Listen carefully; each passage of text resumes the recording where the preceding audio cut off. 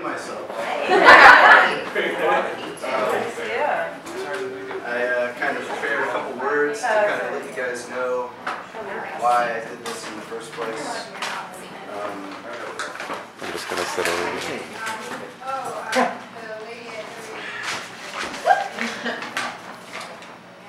Hello and thank you. I really appreciate you guys coming out. All this stuff is mostly recent. Been making them for the past couple weeks. And I'm not entirely sure why I'm having this.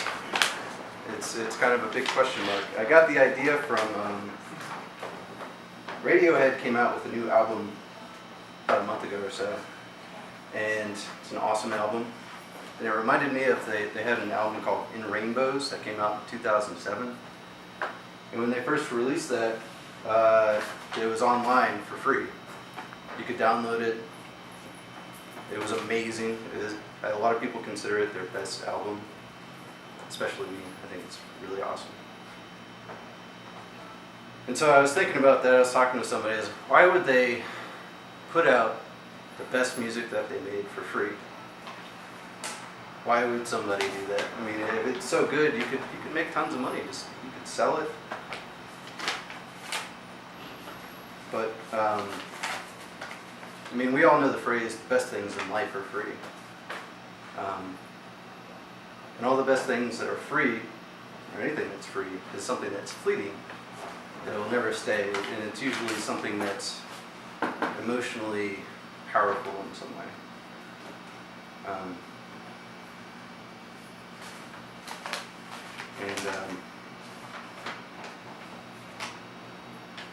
You know, for a good part of my life, I've been trying to understand things like that, probably starting when I was around 17 in high school.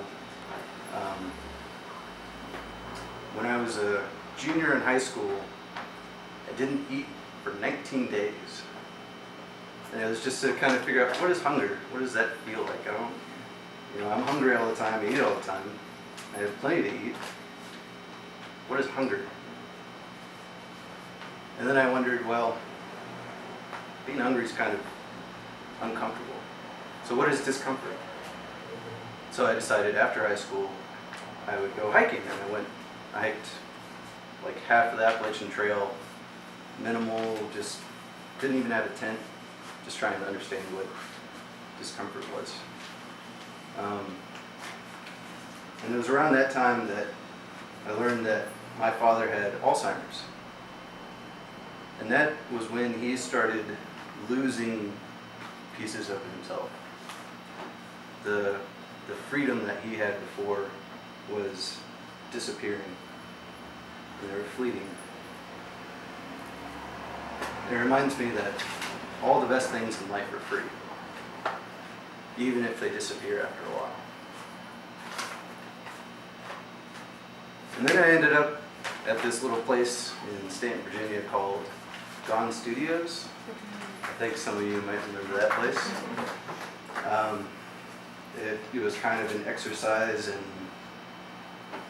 letting things go, getting things out. It was a crucible of emotion for the longest time.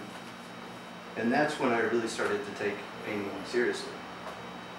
I had a lot of paintings up there, and it wasn't really rare for me to give a painting away for like a 6-pack of beer and some cigarettes. There's a lot of stuff that I would just give away, and it became a habit over time. Because when you give something to somebody for free, just seeing somebody's face after you put so much time into this thing, and they're so excited to have it, it's way more fulfilling than anything else that you could get money otherwise. So it's been kind of a thread throughout my artistic process for a while.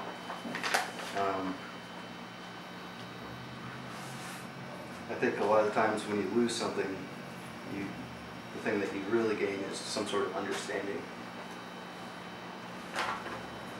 And I went to college for art at VCU, and I would study other artists. There's definitely a long-standing tradition of other artists that do similar things. They have standards for their work.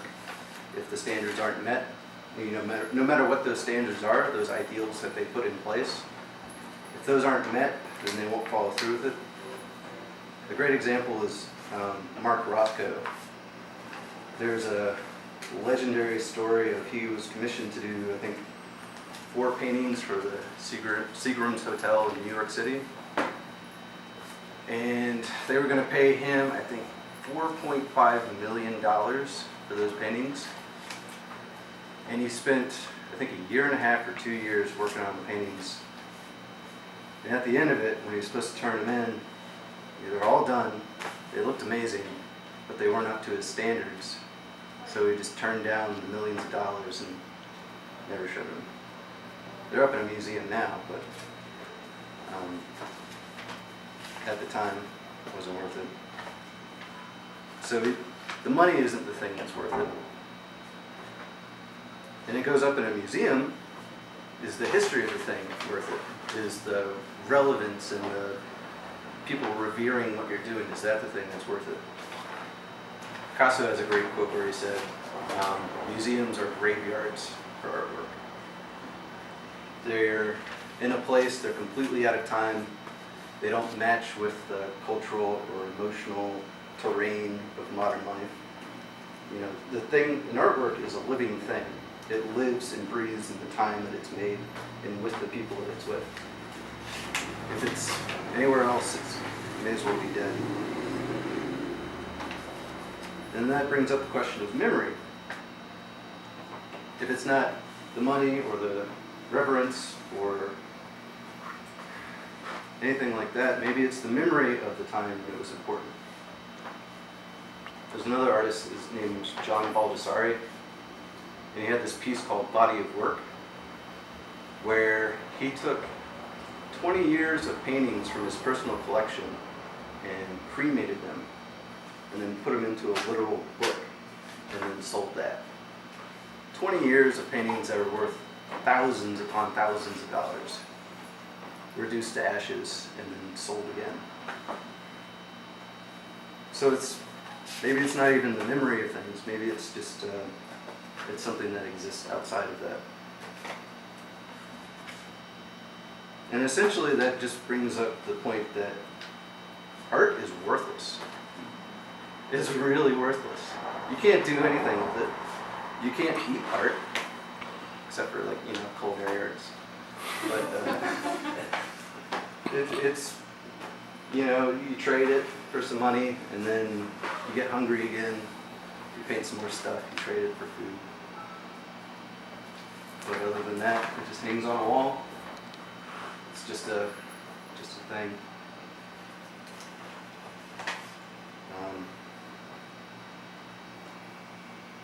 I like to make art that is as alive as I feel. I like to make things that look the way that I feel. And I like to share that with other people. And it seems like the best way to do that is to not have the middleman of money in the way. Just like, I made this is how I feel, you have this is yours now. This is a representation of me. And you can share it with me. So in that way, a piece of art, painting, is kind of, it's magical in a way. It's alchemical. It's a thing that can be imbued with meaning, and when you look at it and when you read it, you can take part in those thoughts and those feelings, and they can be a part of you too, which seems like a hugely important thing.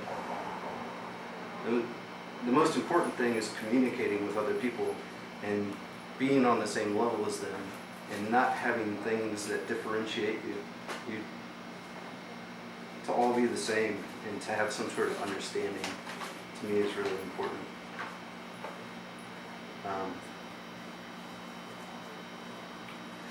And one of the things I hate the most is having my paintings sit at home in my apartment, so only I can see them.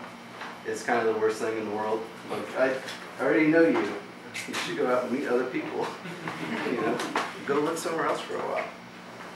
So some of these things I made in the past couple weeks. Some of them are months old, some of them are years old. And I've just been hanging on to them, or nobody bought them for the longest time, or whatever it is.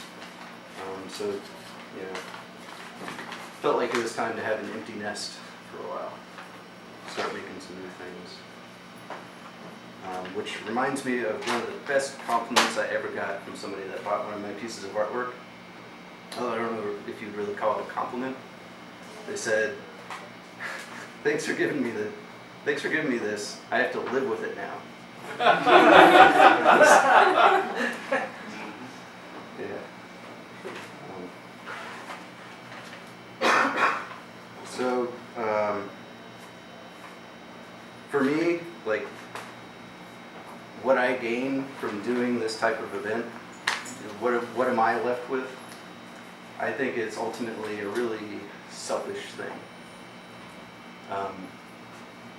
Because I could be doing it for money, because I'm broke as shit. I don't have a lot of food in the fridge, and I'm late on the electricity bill.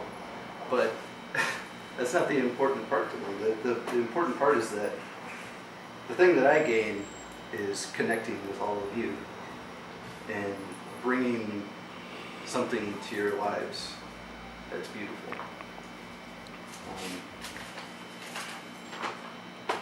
And that takes a lot of surrender,